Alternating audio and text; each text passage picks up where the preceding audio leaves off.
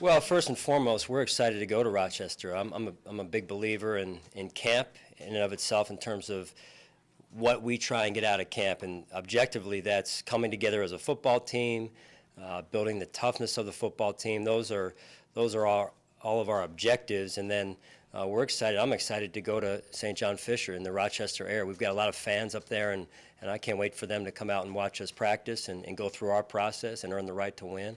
The length of camp, we're always going to do what we feel is best for our football team and this organization. In this case, we felt the timing was right at that point to get back.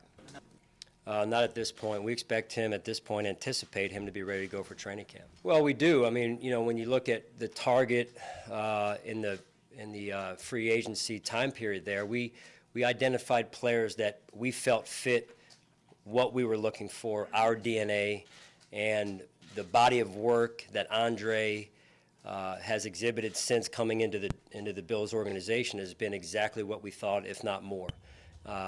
The intangibles, the DNA again.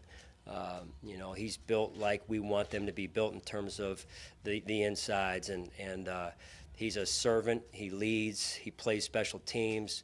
He puts the team first. Those are the qualities that we look for in our. Well, he's had a great offseason. That's step number one, and man, he's flying off the football right now. It's fun watching those guys, and I stand sometimes, most of the time, on the offensive side of the ball, just to keep myself out of harm's way, because those guys they're flying off the football, and that's fun to watch. And really, as a defensive background coach, if you will, that's the name of the game. It starts up front, but it really starts up front on both sides of the ball. There's been great competition between Jerry and the tackles he's gone against, and as Vic mentioned, that's been fun to watch. And then you add what Shaq's put on tape this offseason. We have to continue to build as an overall team, specifically with those two as well. But I like where they're headed at this point. Well, again, going back, the 3-4. I have some experience with the 3-4. I know what I saw on tape. I also know what I saw in college from Shaq. Being at Clemson, me being at Carolina, we were pretty close and actually worked Shaq out going through the draft process a year ago down at Clemson. So was familiar with Shaq's skill set, who he was as a person. That said, as we all know, when you transition to the NFL, it's a different game. I like where he is. I like his skill set. Brandon and I both liked him coming out of college, and I think Coach Waffle and Coach Terrelink have done a phenomenal job, and that I'm pleased with that unit overall up front in terms of what they've been able to accomplish in terms of our philosophy, again, in terms of attacking the offense and winning up front. Yeah, really, I've had to sit back in my office up there and ask myself, why haven't I noticed Tre'Davious in terms of why am I not concerned about him, right? I mean, as a defensive coordinator, I was a lot closer to the defense at times, and so I've been asking myself, Joe, is it because of that, or is it because he's just integrated himself so smoothly into the NFL and what we do? He's mature beyond his years. Really what we thought he was coming out of LSU. He's made plays on the football. I mean, he has shown up in that regard in a positive light.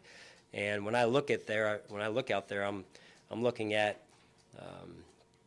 a player that, is, again, he plays like a second or third year player at this point. That's credit to him, credit to the program at LSU, Coach Aranda down there, and again, Coach Bird and Babbage here and Coach Salgado.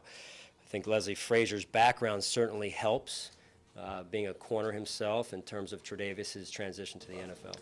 Yeah, and you guys have heard me say this before, it's open competition for every spot. We all have to earn our spots on this roster, and that's something that's been addressed, and it's going to be addressed again and again and again, and I just believe in that. We all have to earn our spot, and I'm encouraged by the body of work that TJ and Nathan and Tyrod have put out there, and so this period of time for us as a football team, when we finish today through until we report to training camp, will be critical for us. Yeah, I thought I mentioned Cardale when I went through, but either way, Cardale is absolutely in the mix. I've watched him grow in the 5 months since I've been here and gotten to know Cardale, and certainly appreciate the way he attacked getting his diploma. Let's start there. I think that we talk about winning off the field, and that's an important part of it. So credit to Cardale as far as that goes.